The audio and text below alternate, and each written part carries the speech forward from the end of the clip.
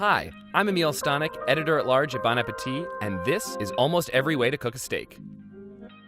All right, we're looking at a whole bunch of steaks. What makes a steak? Well, typically, a steak is a cut of beef that is tender enough and contains enough intramuscular fat, or marbling, to be cooked quickly, as opposed to tougher cuts that are used for braising or slow cooking. There are a whole bunch of steaks on the cow, but today, what we're working with is the boneless ribeye steak. We love this cut because it has plenty of marbling, these thick ribbons of fat that keep things nice and juicy, and a tidy, compact shape, and we're gonna cook it every way we can think of. Let's look at some ways of not cooking a steak, shall we? First up, steak tartare. We're simply gonna dice our steak into nice little pieces. People like to put all kinds of things in tartare, but here we're just gonna use some egg yolk, olive oil, black pepper, and salt. Boom, steak tartare. It's really pretty. It's nice and kind of glossy with the olive oil and the egg yolk. Really delicious. You can really taste the beef in its purest form here, and the bitterness of the olive oil backs up the grassiness of the meat. This is an amazing way to eat raw steak, if that kind of thing doesn't make you squeamish, that is. Carpaccio. We're gonna cut out a nice center piece from our steak, we're gonna butterfly it, and then we're gonna sandwich it between two pieces of plastic wrap and pound it out until it's about 1/4 of an inch to 1/8 of an inch thick. A little salt and olive oil, and voila, beef carpaccio. This looks great. However, you can see that there's some kind of gnarly smears of fat in there, which isn't ideal. Carpaccio is usually made with a leaner cut like tenderloin, not a fatty one like ribeye. It's still really tasty though, beefy and clean. I'd love a little spicy arugula and shaved parm on top. Raw steak smoothie. We're gonna cut our steak, toss it in this high-powered blender, pinch of salt, a little bit of water, let her rip. Oh, that looks truly foul. Okay, there it is, folks. Steak smoothie. Honestly, it smells horrible. I don't know why, it's just water and steak, but something about the processing did something truly evil. It looks like a cross between pink slime and a strawberry milkshake. It's so thick. Oh, it's horrible. This is truly disgusting. Do not try this at home, folks. Seared steak. First, we're gonna hit both sides of the steak with plenty of kosher salt. It might look like a lot, but steak really needs it. Then, we're just gonna give it a straightforward sear on both sides in this smoking hot cast iron pan. All right, nice coloring around the edges, but not so much in these center parts that didn't make contact with the pan. The interior looks really nice, but there's a bit more of this overcooked gray ring that I'd like. I'm not mad about it. It's still tender, but would have been even more juicy if that fat had had time to soften. Not bad, but not perfect. Seared and basted steak. We're gonna salt it and get the steak into that smoking hot pan. Now that we've got color on both sides, I'm gonna turn the heat down, slip some butter in there, and baste it a bit until it finishes cooking. Wow, this smells amazing. We've got a little bit more browning because we didn't have to rush the meat out of the pan. We've still got a bit of that gray layer. The fat is really nicely rendered. Wow, so juicy and delicious. The nutty brown butter mixing with the beef fat is really something. This is definitely the tastiest stovetop only method, but it's probably best for a slightly thicker steak. You know, it's getting a little smoky in here. Let's take this steak party to the backyard for a bit. Grilled steak 4 ways. We've got a whole steak that we've oiled and salted. We've got cubes of steak that we've threaded onto skewers. We've got some thinly sliced strips of steak that we've woven back and forth onto skewers. And then we have some thinly sliced beef. And we're gonna pull each of these off the grill as they're ready. Grilled steak. One advantage of grilling over pan cooking is the heat is so much more intense, so we're seeing much better caramelization. Wow, the interior looks awesome. We've got an almost wall-to-wall medium rare. Super juicy, a little bit of smoke flavor, plenty of char. This is one of my all-time favorite ways to cook a steak. Cubed and skewered steak. We're looking at way more surface area here than on a whole steak, so we've got more beautiful char all around each piece. Wow, look at that perfect interior. Really tender, tons of brown flavor, still impressively juicy. This can be tricky to get right, but when it's right, it's really, really right. Sliced and skewered steak. Here we have even more surface area than our cubed steak, so we've got even more char, which is awesome. There's still a bit of pink, but it's definitely way more cooked. Even though it's not medium rare, we've traded that perfect interior for tons of crispy, crackly, charred bits. This is really tasty, but would be even better with some kind of soy sugar glaze. Thinly sliced steak. So here we've completely maximized surface area. These took on a ton of color, but they're all gonna be well done no matter what. Not bad. A smidge on the drier side compared with the other grilled steaks we've tried, but they've got a ton of good smoke flavor and plenty of char. All right, let's head back inside, shall we? Toaster steak. Okay, first things first, we're gonna have to cut our steak in half just to get the pieces to fit in the damn thing. We're gonna pop it in and see what comes out on the other side. Pop goes the weasel, it's done. Okay, the exterior leaves something to be desired. This fat cap actually browned pretty nicely. I'm kind of expecting the inside to be a mess. Wow, more gray than I want, but not too shabby temperature-wise. Pretty nice, actually. Definitely wish there was more caramelization, but shockingly not bad. Easy bake steak. This may be the first time anyone has ever cooked a steak in an easy bake oven in the history of the world. It's not gonna fit, so we're gonna have to trim it to fit this teeny tiny tray. We're gonna slide it in here to bake and flip it halfway through. Voila! Easy baked steak. I mean, honestly, it's completely gray, but it's hard to tell. It seems to be neither raw nor cooked. Oh, there's something wrong with the way it tastes. Honestly, it's kind of pretty juicy, but it tastes like plastic fumes. I gotta spit this out. Laser steak. I gotta put some safety goggles on because this is apparently the most powerful laser that a consumer can buy. Behold the Thanos 5000 megawatt laser pointer. We're gonna put the batteries in, screw it together, and then use this key to unlock the safety. Yeah, there is a safety. And now we're good to go, I guess. Let's let her rip. Yeah, no, it actually looks this crazy. It's not photoshopped, I promise. Okay, I guess it's done? So here we have our laser cooked, mostly not cooked steak. This is pretty much a raw steak with this little patch here that does seem to be kind of cooked. So I'm gonna try to kind of excise that. I feel like I'm performing a biopsy. Okay. Oh, no, something is horribly wrong here. It tastes like burnt hair. No more lasers, not ever, no more lasers. Stir-fried steak. We're gonna slice our steak into nice thin pieces because the idea here is that we want to throw them in and cook them as briefly as possible. A little bit of oil, meat goes in, toss, toss, toss so nothing sticks, and we're done. Stir-fried steak. Right off the bat, I'm gonna say that we could have left these in the wok for another minute probably. We've got some nice char around the edges here, but a lot of bits that are still a bit medium rare. There's a distinct wok flavor going on here. It's this specific, irresistible smokiness that I associate with this kind of cooking. Shaved and griddled steak. We're gonna lock our steak into this deli slicer and shave it really thin, the way you would for a cheesesteak. We're gonna oil up our smoking hot griddle and slap the sliced meat down. We're going for maximum caramelization here, not a medium rare. Now we're gonna flip it, use our spatula to shred it up a bit. Nice. So this is really all about the contrast between the fully cooked but still juicy steak and these very browned bits.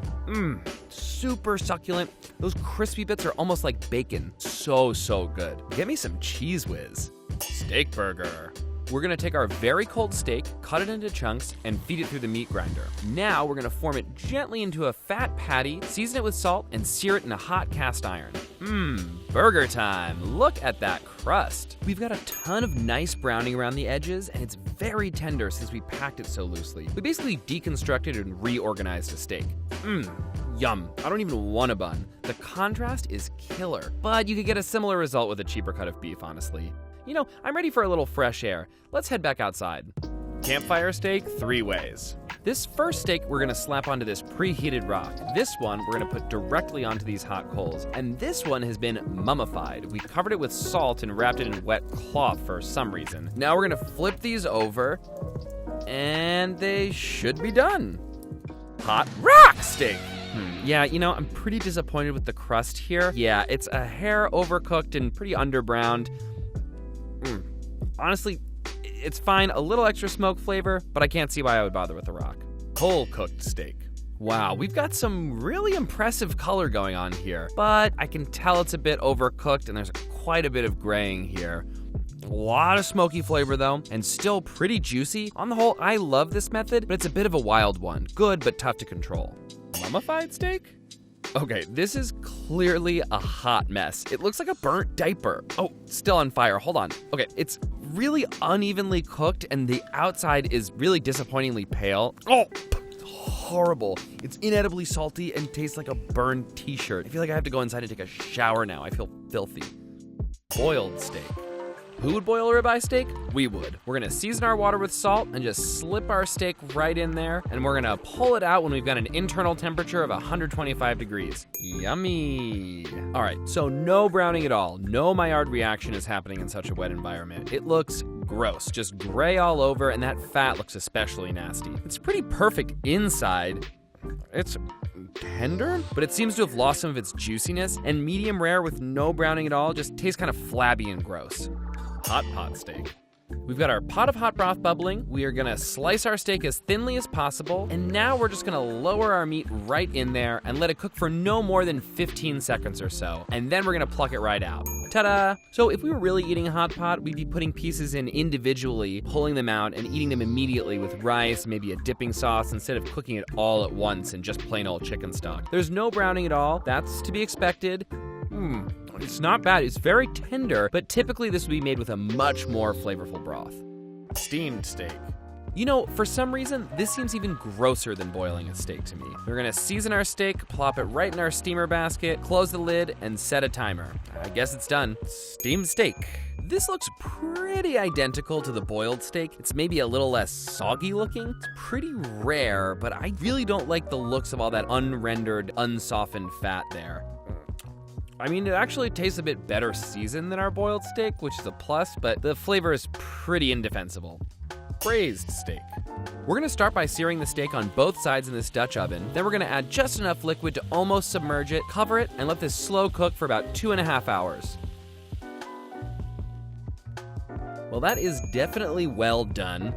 While some of these outside pieces are really tender, this eye of the ribeye is actually pretty tough feeling. I mean, it's beefy tasting, it's not bad, but I feel like the steak gods are really mad at me for this one. This is one expensive pot roast. Sous-vide steak. We're gonna season our steak, we're gonna pop it in this plastic bag, and we're gonna use a vacuum sealer to suck out all the air and seal it. Then, we're gonna put it into this pot fitted with an immersion circulator, which is gonna keep this water at a consistent 128 degrees for the next hour and a half. And now that our steak is a perfect medium rare inside, we're gonna get it out of the bag and sear it on both sides just until it's browned. Boom, done. We're seeing pretty good browning here, which didn't take much time at all to achieve, and that inside, a perfect, almost wall-to-wall medium rare, and that's the big advantage of sous vide cooking. It tastes great, but there's a slight, almost sponginess that I don't love. It's perfect technically, but it's a little bit soulless if you ask me. Baked steak. Who's excited about baked steak? No one. This is oiled and salted, and we're gonna pop it in a 350-degree oven for about 6 minutes. Now we're gonna flip it and give it another 6, and that is done. All right, I can already tell that this steak wanted way more heat. No caramelization to speak of, and this fat isn't looking so good. I mean, it is nicely cooked inside, though. It's tender, but I wish it had been seared first. 350 was definitely not enough to get the job done on its own. This feels like half a way to cook a steak. Broiled steak. So baked didn't work out that well. Let's see if we have better luck with the broiler. We're basically gonna do the same thing, just a little bit less time and at a higher temperature. Give it a flip. Ooh, smoky. I think that's done. All right, we're looking at a disappointing lack of color. The fat got a bit crispy, but that's about it. We've got a lot of that kind of gray ring here. It wasn't quite hot enough, I think. Not terrible, but I'd much rather have a steak cooked in a pan. Why don't we take a backyard break while some of this smoke clears? Searzall steak. We've got our steak. We've got our searzall, which is basically just a modified blowtorch, and we're gonna use it to apply really, really direct high heat to the whole surface of the steak. Wow, it's getting really hot. All right, that's gotta be done. I'm calling it. You know, it was a pain in the ass to hold that hot blowtorch for so long. We've got some really good color going on here. But cutting in, there are some parts that look nice, some that are over, and some that are undercooked. It's not awful, and I really appreciate the flavor of that crust, but it's too difficult to cook the steak evenly this way for me to want to do it again. Steak on a stick. So we've got a steak impaled on a stick, and we're gonna cook it caveman style right over the flames, turning it every few minutes or so it cooks evenly. God, it's really smoky and really, really hot. Okay, that's gotta be done now. So the exterior is really more singed than anything else, and it's definitely on the rare side. A lot of smoke flavor. I mean, this isn't a bad method necessarily, but holding it in front of that fire was pretty uncomfortable and tedious. Afterburner steak. We've got a chimney full of hot coals here. We're just gonna put this steak directly over the chimney like so. This thing is hot, people. Time to give it a flip, and she's done. We got some impressive browning, almost verging on charred, but it's definitely a little uneven. This definitely would have been better with a bigger chimney or a smaller steak. The inside is actually pretty gorgeous. big smoke flavor, really juicy, but there's some gristly bits that need more time to render. This method has a ton of potential. All right, let's take this back inside. George Foreman steak. We had to do it, folks. Steak goes in, close it, and let the boxing box do its thing. We've got grill marks, but we don't have the nice, even char that we like to see. The inside's fine. Not bad, not great. Waffle iron steak. Now we're gonna sling this steak into a hot waffle iron and see what happens. We're gonna have to weigh it down so it stays closed. Wow, that is something. We've got some decent color at those points of contact, nowhere else, and it's definitely overcooked. Yeah, pretty dry. There's no reason to cook a steak this way. Infrared grilled steak. So this spooky looking thing is an infrared grill, which apparently is okay to use indoors. We're gonna slap the steak right on there. It doesn't seem that hot considering how little it's sizzling. All right, that should do it. I think this maybe haunted the steak more than it cooked it. Very limited browning, and it's not terrible inside, but there's a little more of that gray than you wanna see. I mean, I don't hate it, but I don't see why you'd turn your kitchen into a haunted house when you could just heat up a pan. Pass. Pan to oven steak. We're gonna try a bit of a hybrid method here. First, we're gonna sear our steak on both sides in this smoking hot cast iron pan. Then, we're gonna transfer it to a 450-degree oven and let it come up to temperature. And it's done. Okay, we've definitely got some pretty good browning, and it picked up some extra color probably in the oven. I don't love the inside. A little bit more of the gray.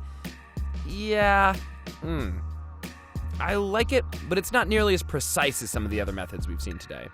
Pan to broiler steak. Similar, but a little bit different. Now, we're gonna sear our steak in a hot pan and then finish it under the broiler. Give it a flip. Ta-da! Impressive color. The broiler did a lot of good work, and the inside is pretty spot on. This is surprisingly good, better than the other pan to oven method. I still think that fat needed a little bit more time to render, but not too shabby. Reverse seared steak. This time, we're gonna put our steak in a 225-degree oven for about 25 minutes first, just until it's medium rare. Then, we're gonna sear it in a hot cast iron pan for about a minute on each side. Just like that, it's done. Reverse seared steak. Amazing color on this one, and I'm loving the way the interior looks. Great wall-to-wall color, and the fat looks wobbly and perfect. Great balance between that tender, soft meat and that crispy exterior. This is definitely one of my all-time favorite ways to cook a steak. Deep fried steak. Everything's better fried, right? We're just gonna season our steak and lower it into this pot of 350-degree vegetable oil and see what comes out on the other side. Let that extra oil drip off, and we've got a deep fried steak. That hot oil delivered really even color, which we like, but it's also kind of greasy looking. Yeah, it's a bit overcooked. I think this method could work really well, but deep frying is just kind of annoying.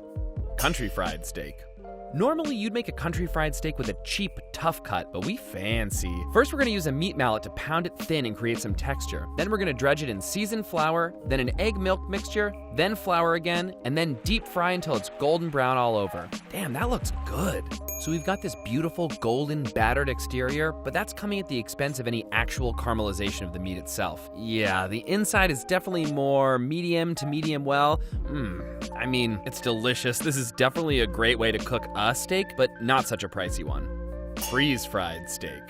We're gonna score and season our steak, and then we're gonna freeze it completely overnight. Now that it's rock hard, we're gonna deep fry it so the outside is crusty, but the inside is still totally frozen. And then we're gonna bake it until the inside comes up to temperature. And then we're gonna fry it again so the outside gets extra crispy. And there you have it, folks. Wow, incredible color from the deep frying. Some of the best we've seen today. But that inside is very impressive, but not 100% perfect. The seasoning really penetrated though because it had so much time to sink in, and it's really tender and really flavorful. It's a neat party trick, but a little overboard considering what we were able to get with the regular old reverse sear. All right, let's take a smoke break. Smoked steak. The smoker's all fired up. We're gonna pop our steak in there for 20 to 30 minutes so it can cook through, and then we're gonna finish it on a super hot grill. This one smells amazing. It's almost like pastrami, and that crust is gorgeous. Exactly what we like to see. Oh, that beautiful color. Wall-to-wall pink, really juicy looking. Yum. This is really special. Tons of smoke flavor, delicious char, so succulent. I'll definitely be doing this again. You know, that was almost too good, which probably means it's time to make a microwave steak. All right, we're gonna take our beautiful, pricey ribeye steak, salt it, and put it in the microwave for a total of 4 minutes, flipping it halfway through. Happy? I'm not. Ugh, this looks gross. Honestly, it looks like prime rib that's been regurgitated, like it cooked from the inside out or something. Oh, this makes me want to cry, honestly. Promise me you'll never do this, okay? Instant Pot steak. All right, we're gonna use the saute function to brown both sides of the steak, which seems to work actually pretty well. Then we're gonna add water, pressurize the pot, and cook it for about 10 minutes. And that is an Instant Pot ribeye. We've got these fattier exterior pieces that are soft and still rich, while the inside muscle is really dried out. It doesn't taste bad per se, but this would obviously be so much better with a chuck roast or other cut of beef that begs for long, slow cooking. Not this beautiful steak. Slow cooker steak. Before we slow cook our steak to death, we're gonna sear it on both sides. Then we're gonna put it into the slow cooker with just enough water to submerge it and set it on low for 5 hours. Oof, that does not look good. So after all that time, this steak really shrunk up. I can tell that it's gonna be a lot drier than our braised or Instant Pot steak. This is sad. 5 hours was too many hours. Sorry for doing this to you, steak. Steak jerky. We're gonna cut this ribeye into thin strips, salt them, and then pop them in the dehydrator to dry out for 10 hours. All right, let's pull these out and take a look. Looks like jerky, all right. You know, what's interesting here is how much color we got at such a low temperature over such a long period of time. Yeah. If you handed this to me, I would say it's great beef jerky. But knowing that it could have been a juicy, medium rare steak, that hurts. Dehydrated and seared steak. So now we're gonna try a slightly different version of a reverse sear. We're gonna use the dehydrator for the initial cooking instead of the oven. This is gonna cook at 122 degrees for about 4 hours. All right, slide that out. Now that it's up to temp and the outside looks kind of jerky-like, we're gonna sear it quickly in a cast iron pan. Wow, that looks good, huh? Obviously, that took some time, but that outside color is worth it. This is probably the best caramelized steak we've seen all day. And that interior, stunning medium rare. It looks really rich and glossy. I can't wait to try this one. Wow. This tastes incredible. Really complex brown flavors. The fat got soft without rendering out, so it's really juicy, and the flavor is super concentrated. This is an awesome way to cook a steak if you've got 4 hours on your hands. All right, today we cooked a whole lot of steaks in a whole lot of different ways. What did we learn? All of our favorite versions were evenly browned and crusty on the outside and uniformly pink and juicy on the inside. There are a whole lot of different ways to achieve this result, but by far the most effective methods combined a low and slow technique with a hot and fast one. Also, just say no to microwaves. Oh, and in case you're wondering, we used all that leftover steak to make a killer batch of chili. Have a favorite way to cook a steak that you didn't see here? Drop it in the comments.